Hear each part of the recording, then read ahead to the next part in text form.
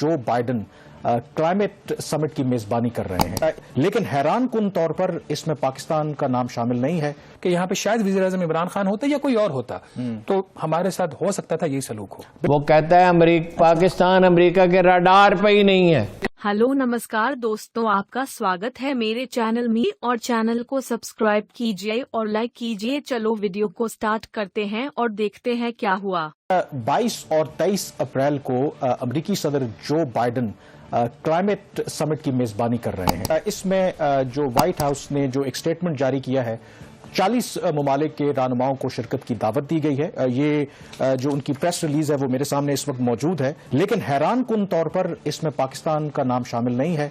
पाकिस्तान को मदऊ नहीं किया गया, जहां भूटान जैसे ममालिक, बांग्लादेश, उनको मदऊ किया गया। और कि ये क्या पाकिस्तान की जो सिफारतकारी है उसकी बहुत बड़ी नाकामी है, या फिर अमेरिका जो है कोई नई चाल चल रहा है। अमेरिका हमें इस तरह के जो बड़े समिट से बाहर रखकर कोई पैगाम देना चाहता है कि हमारी नज़र में आपकी जो अहमियत है वो सिर्फ अफगानिस्तान की हद तक है। अब एक सफ़ीर कैमरून मंटर ने एक बहुत बड़ी बात की थी, उनके मुताबिक कि अमेरिका की क़यादत की नज़र में अब पाकिस्तान की वो अहमियत नहीं रही जो कभी माजी में हुआ करती थी, क्योंकि इस समिट में पाकिस्तान को ना बुलाना, और ऐसा भी नहीं है कि फिजिकली वज़ीर-ए-आज़म इमरान खान को वहां पे जाने था, यहां पे सेटअप लगाना था, वर्चुअल मीटिंग थी।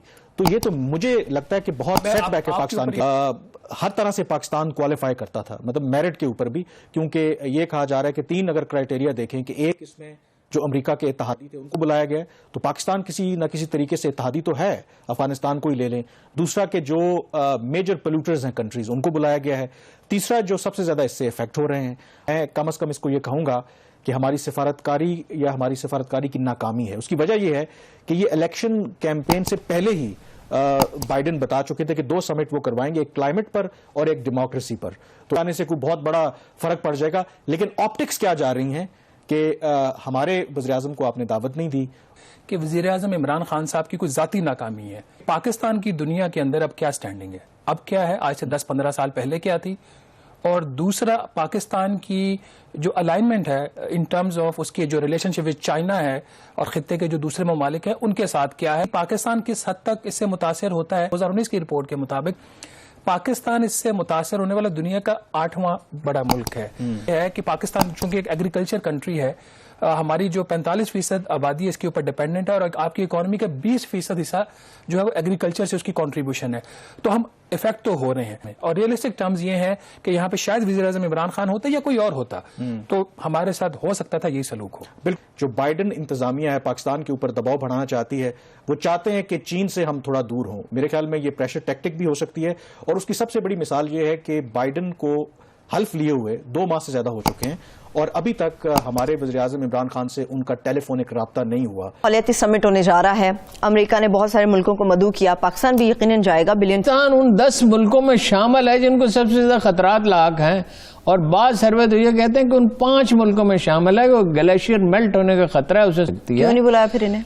वो कहता है पाकिस्तान अमेरिका के रडार पे ही नहीं है। इंडिया हमारा तस्वीराती हलीफ है, उनका वजीर दफा आता है इंडिया से अफगानिस्तान चला जाता है, यहां सिर्फ एक टेलीफोन करता है। अमेरिका क्या कह रहा है आपको? एक लाउड एंड क्लियर मैसेज दे रहा है कि अमेरिकी ब्लॉक में तुम्हें शामिल होना होगा, अब भारत की बालादस्ती कबूल करनी होगी, और हम वरना तुम्हें ब्लैकमेल करेंगे। बांग्लादेश ने इनकार कर दिया क्वाड का हिस्सा बनने से। ऑस्ट्रेलिया, जापान, इंडिया और अमेरिका। रोना रोता हूं ना कि जब आपकी मईशत कुछ नहीं होती, आपने भीख मांगनी होती है, तो भिखारी का कोई हक इंतखाब तो नहीं होता। अब आप वो क्या रहे हैं? अमेरिकी कह रहे हैं कश्मीर को भूल जाओ। इंडिया किस तरह पैसा खर्च कर रहा है बलूचिस्तान के बाद, उसकी नजर कश्मीर पे है, गिलगित बल्तिस्तान पे भी है। कि इंडिया तो देखिए हमें तबाह करने पर तुला हुआ।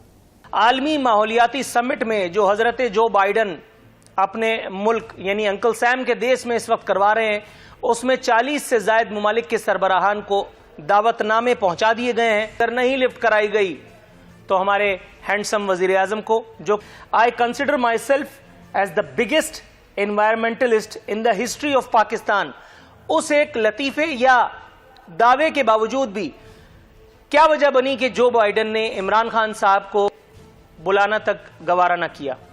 دیکھیے جی، میں نے یہ نہیں کہا ہے کہ شاید ہماری پرفارمنس اچھی نہیں ہو، بلکہ میں نے کہا ہے شاید ہماری پرفارمنس بہت اچھی ہو، اس وجہ سے نہیں بلایا. اور دوسری دیکھیں، دنیا کے اندر ان لوگوں کی عزت کی جاتی ہے، ان لیڈران کی عزت کی جاتی ہے جو اپنے رویے کے ساتھ نہ صرف ملک کے اندر عزت کماتے ہیں پر اس کے ساتھ ساتھ دنیا کے اندر اپنی پرفارمنس اور اپنے سٹیچر کے تھرو اپنی کوالٹیز کو منواتے ہیں. ریزیومے یا گیسٹ لسٹ بنائی جاتی ہے تو ملک دیکھتے ہیں کہ آپ جس لیڈر کو اپنے پاس بلانے جا رہے ہیں اس کا اپنے ملک کے اندر کیا مقام ہے، اس کا دنیا کے اندر اس کی جو ہیومن رائٹ. اہم ایشو جو ہے آج انوائرمنٹ کا ہے، تو اس میں ہماری کوئی پلاننگ نظر نہیں آتی کہ انوائرمنٹ پہ جتنا کام ہونا چاہیے تھا، انفارچونیٹ کہ مجھے اعتراف کرنا پڑ رہا ہے کہ وہ کام نہیں ہو پا رہا.